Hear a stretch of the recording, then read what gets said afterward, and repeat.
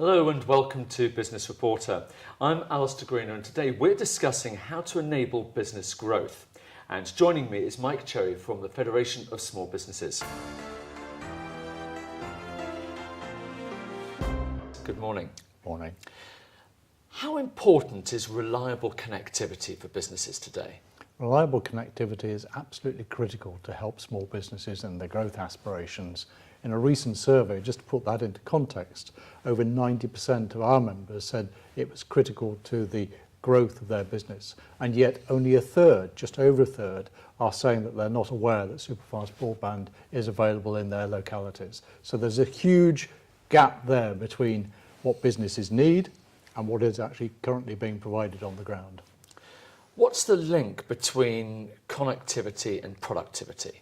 It's vast. If you haven't got the connectivity in this digital age, you cannot grow your businesses. You cannot even do your forms online. You cannot respond to government questionnaires online. You cannot do your PAYE online.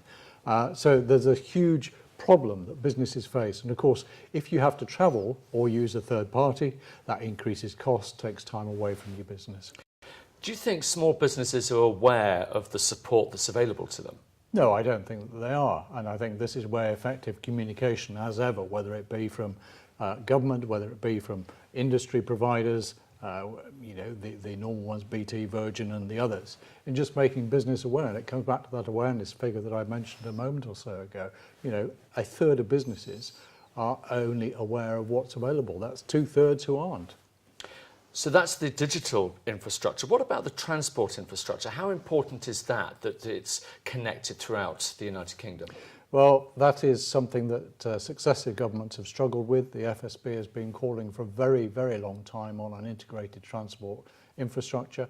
And of course, when you look at, again, stats from our surveys, over 80% of our members see roads as a key feature in being able to do their business. It is vital that the government puts much more effort into short, quick wins in the road infrastructure to help business. How important are apprenticeships in the whole scheme of things to help businesses? Well, we have a huge problem within the UK at the moment, and that is that vocational education is not treated the same as academic education. And apprenticeships certainly come into that, but again, we are calling on the government not just to go for numbers of apprenticeships. Government should be providing or supporting quality apprenticeships. And if that means that you have underneath that traineeships or something to a lesser degree, but people have to understand what is there. And this is where we've lost the connectivity between business and college and school and young people. So we need to be making people much more aware of the opportunities that small businesses in particular can actually offer people in their localities, so that you've got the training available locally, hopefully, so that businesses can actually access that. But let's not forget that small businesses are very, very good at training, but they do the majority of it in-house because that's what suits their needs and that of their employees. Do you think vocational training has a bit of an image problem? I mean, is there a case perhaps of saying that vocational qualifications should be on the same level as academic qualifications? I think what you've forgotten is that society as a whole doesn't actually understand what is available out there today, and neither do businesses in the majority of cases. Let's take some examples. If you go to Germany, for instance, they have had a consistent, sustainable, vocational and academic series of skills that are imparted to young people much longer into their development, so into their mid-20s is often the way that it works over in Germany. But I think the fundamental thing is that over there, it may not be perfect, but everybody knows what it is, understands it, and you split out the people who are best suited for vocational training and those who are best suited for academic training at a much earlier stage in their education life, so that they can then decide what is best for them and what suits the businesses. And also, I think you need to be looking at what business can do to engage better with schools and colleges. It's actually provided and based on the need of the business and the need of the individuals concerned. Picking up of that from the whole perspective of schools and colleges, what careers advice would you like to see happen? How would you like to see that side of things develop? Well, I think you need to get back to having proper careers advice in schools. You need to be getting back to business, engaging much better with schools, and schools having to reach out to their local businesses. And I mean, if you look at engineering as a general term, the difference now between what probably most people think of as engineering, which is greasy rags and machines and oil and everything like that, there are so many different bits of engineering, whether it's electronic, whether it's hydraulic, pneumatics and all that type of thing. And of course it should be open to everybody, whether that's young males, young women, to be able to access that training if it suits them. And I think it comes back to this fundamental point, if it suits them and is what the business needs. I'd like to move on to the subject of business and finance and how SMEs cope with that.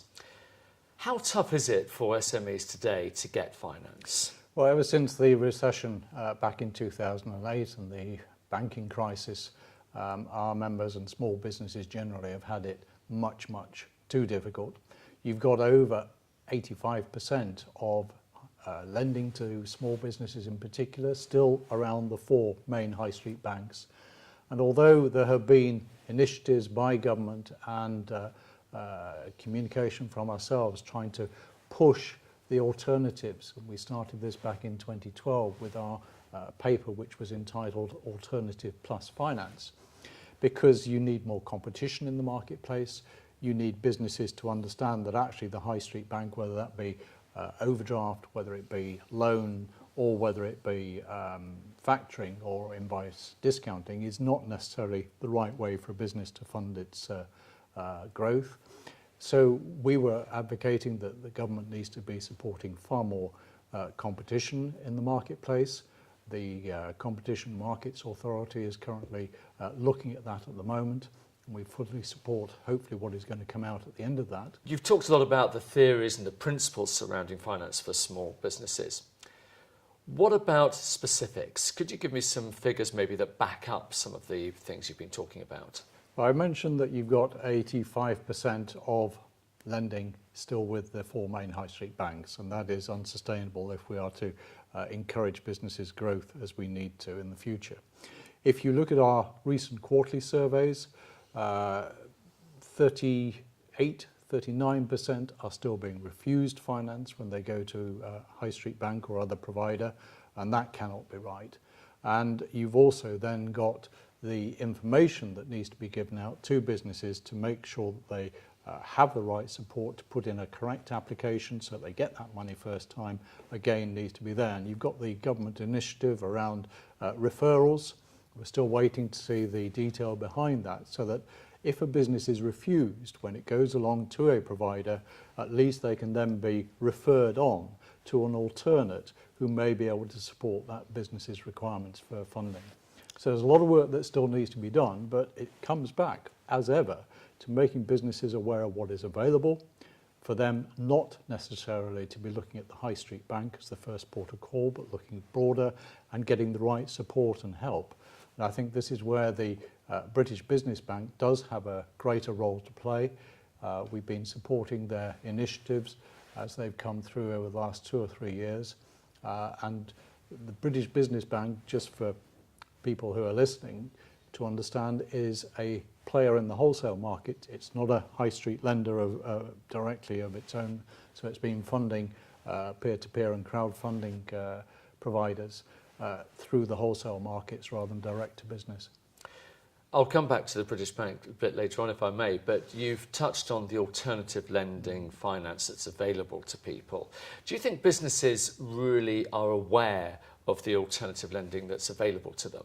No, I don't think that they are, and I think part of this comes back to a lack of management training, leadership skills that needs to be imparted when you do apprenticeships, for instance, and that's something that the FSB has been calling for and the government has actually taken on board. And I think this is one thing that we're not very good at.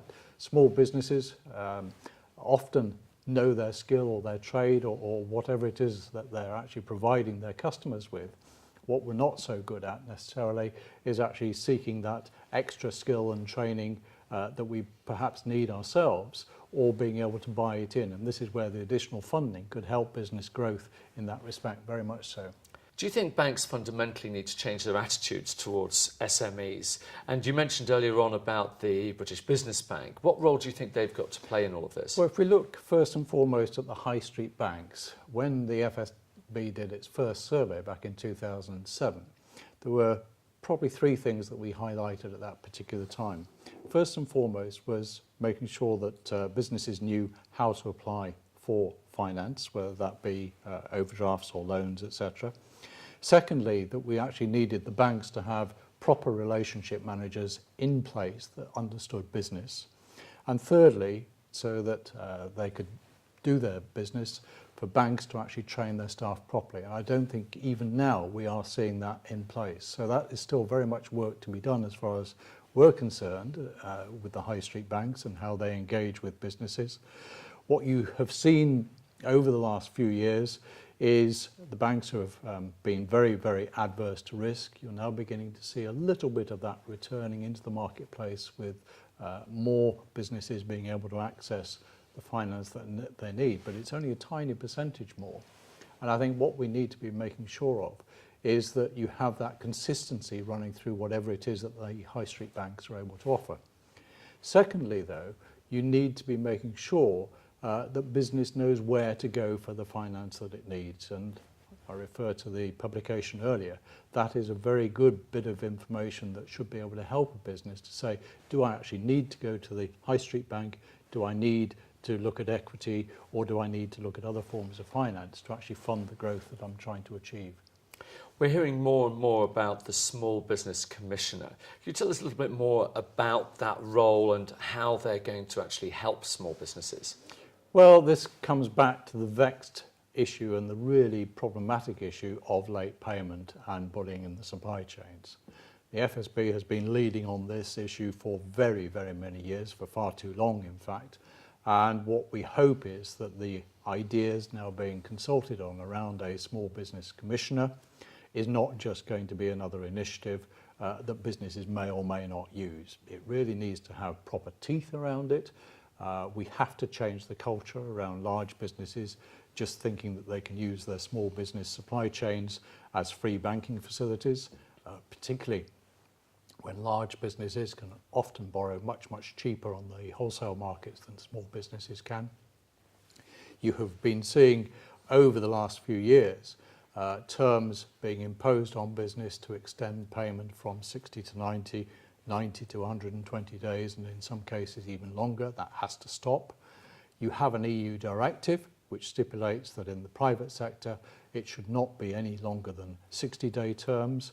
And that is from date of invoice raised, not invoice received or anything else that big businesses may get around in that respect. And that's not being enforced by the government. So there's some real issues there that we have on this whole thing. And if you remember some of the media reports last Christmas, where we had one of our members highlight just how badly they were being treated by one of their biggest customers, and it is that sort of sharp, bad, immoral practice that also has to be stopped. So we're calling on the government to help change the culture. If the Small Business Commissioner and the proposals around that enable that to happen, that's got to be very welcome. Our concern is that that may not deliver what's needed. Well, it's been absolutely fascinating finding out more about small businesses and the environment in which they're in at the moment. Mike Cherry from the Federation of Small Businesses, thank you very much indeed. Thank you.